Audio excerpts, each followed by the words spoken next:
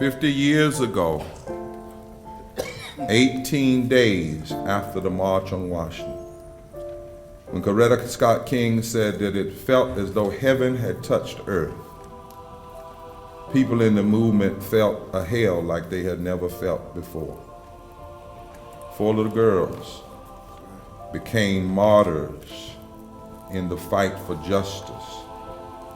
When a bomb went off in a Birmingham Church, 16th Street Baptist Church, during Sunday school, as they were studying the lesson, Love Your Enemies, Addie Mae Collins, Denise McNair, Carol Robinson, and Cynthia Wesley.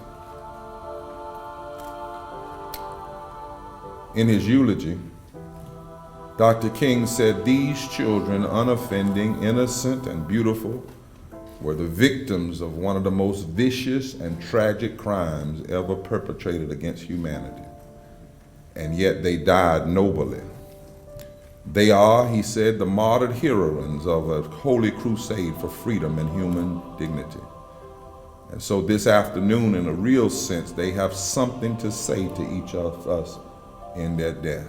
Dr. King said then, they have something to say to every minister of the gospel who has remained silent behind the safe security of stained glass windows. They have something to say to every politician who has fed his constituents with the stale bread of hatred and the spoiled meat of racism. They have something to say to a federal government that has compromised with the undemocratic practices of Southern Dixiecrats and the blatant hypocrisy of right-wing Northern Republicans. They have something to say to every Negro who has passively accepted the evil system of segregation and has stood on the sidelines in the mighty struggle for justice. They have something to say to black and white alike, that we must substitute courage for caution. Their deaths say to us that we must work passionately and unrelentingly for the realization of the American dreams. And then Dr. King said they did not die in vain, and somehow God can still work good out of evil.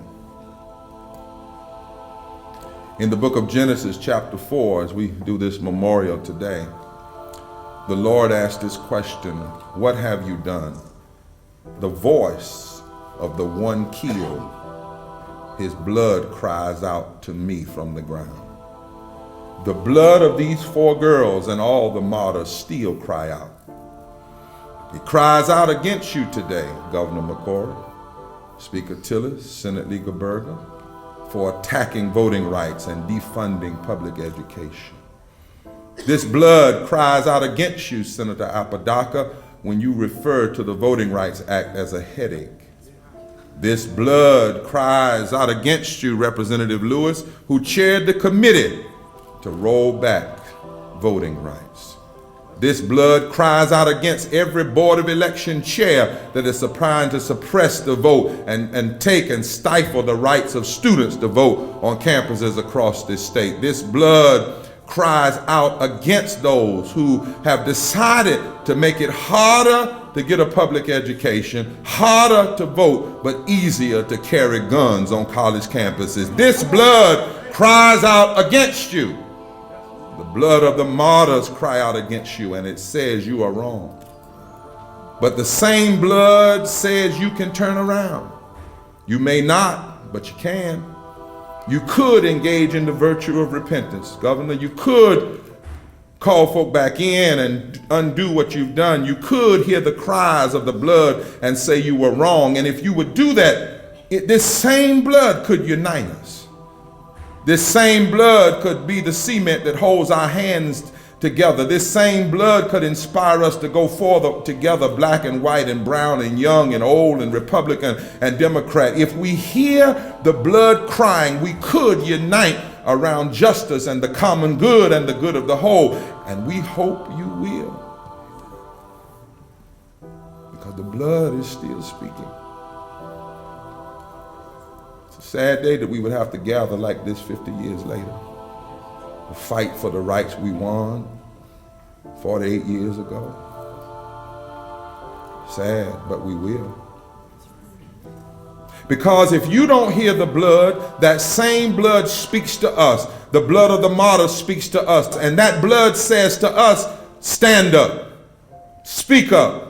Don't stop fighting. Don't stop challenging extremism and immoral public policy. The blood says we gave our lives for justice. Don't you dare go backwards. We died in the cause of freedom. Don't you dare go backwards. We were martyred for equality and equal protection under the law. Don't you dare go backwards. Don't you let our dying be in vain. And because of the blood, we say to the current leadership of North Carolina, if you stay with this extreme agenda, we love you, but we will fight you. Covered in the blood of the martyrs. Because of the blood, we have to march against what you are doing. Because of the blood, we are going to court against what you are doing. Because of the blood, we must pray against what you are doing. Because of the blood, we will vote against what you are doing. Because of the blood, we will march against what you have done. Because of the blood, we will speak up. We will stand up. Too much blood has been shed for the rights we have. Too many tears have been cried for the rights we have. Too much suffering has gone on for the rights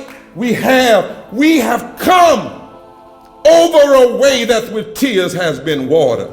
We have come treading our path through the blood of the slaughter. The blood of the martyrs is against extremism. The blood is against inequality.